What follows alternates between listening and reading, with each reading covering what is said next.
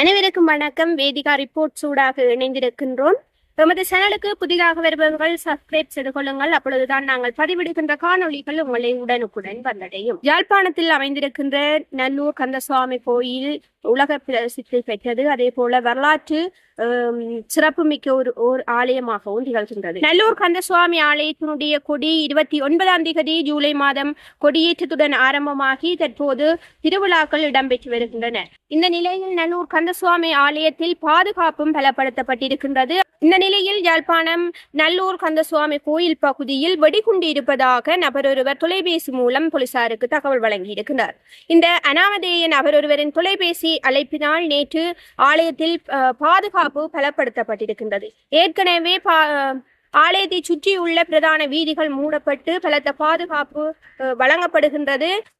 வரலாற்று சிறப்புமிக்க நல்லூர் ஆலயத்தில் அண்மையில் ஆளுங்கட்சி பிரதமரான கருணி அவர்களும் ஆலயத்தை தரிசிக்க வந்திருந்தார். இவ்வாறு வெளிநாட்டு சுற்றுலா பயணிகளும் ஆலயத்தின் திருவிழா நாட்களில் அநேகமாக வந்து செல்கின்ற ஒரு இடமாக காணப்படுகின்றது. அதே போல இலங்கையின் பல்வேறு பகுதிகளில் இருந்தும் புலம்பெயர் தேசங்களில் இருந்தும் நல்லூர் பகுதியில் இந்த திருவிழா நாட்களில் பக்தர்களின் வருகை அதிகமாக இருக்கின்றது. இந்த நிலையில் தான் நேற்று அதிகாலை இந்த தொலைபேசி அழைப்பு எடுத்த நபர் நல்லூர் பகுதியில் வெடிகுண்டு இருப்பதாக தகவல் வழங்கி இருக்கின்றார். இதனால் காவல்துறையினர் உடனடியாக ஆலய சூழலில் பாதுகாப்பை பலப்படுத்தியதோடு மோப்ப நாய்கள் சகிதமாக தேடுதல் நடவடிக்கைகளையும் மேற்கொண்டிருந்தனர். இந்த தகவல் கிடைத்தவுடன் விசேட அதிரடி படையினரும் காவல்துறையினரும் நல்லூர் பகுதி முழுவதிலும் வெடிகுண்டை தேடி மோப்ப நாய்களுடன் தேடுதல் நடவடிக்கைகளில் ஈடுபட்டிருந்தனர். ஆனால் இந்த ஒரு வெடிகுண்டும் மீட்கப்படவில்லை. இந்த விடயம் குறித்து கருத்து தெரிவித்த யாழ் மாநகர முதல்வர் இது ஒரு பொய்யான அழைப்பு என்றும்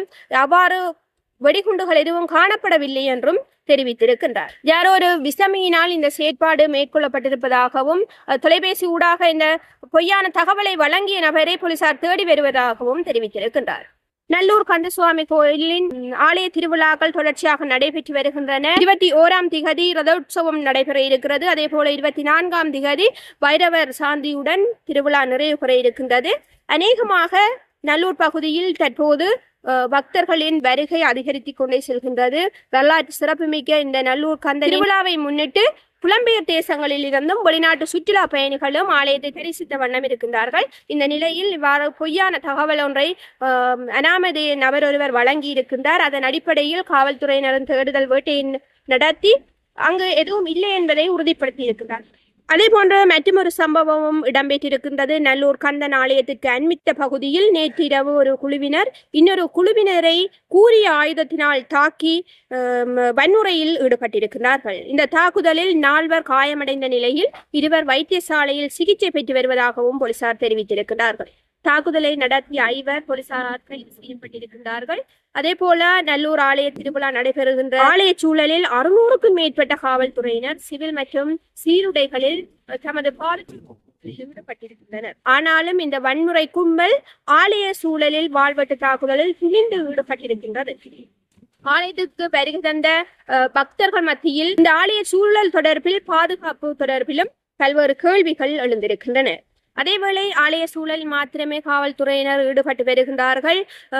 அவர்களுடைய கண்காணிப்பு ஆலய சூழலை சுற்றி மட்டுமே காணப்படுகின்றது. ஆனால் நல்லூர் பின்வீதியில் இருக்கின்ற திருவிழா கால கடை தெருக்களிலே வன்முறை கும்பல்களின் அட்டகாசம் ஓங்கி வளர்ந்து வருகின்றது. போதைப் பொருட்களை பாவிப்போர் பெண்களுக்கு இடையூறு ஏற்படுத்தி வருவதும் அந்த சூழலில் அதிகரித்து காணப்படுவதாக பொதுமக்கள் விசனம் தெரிவிக்கின்றனர்.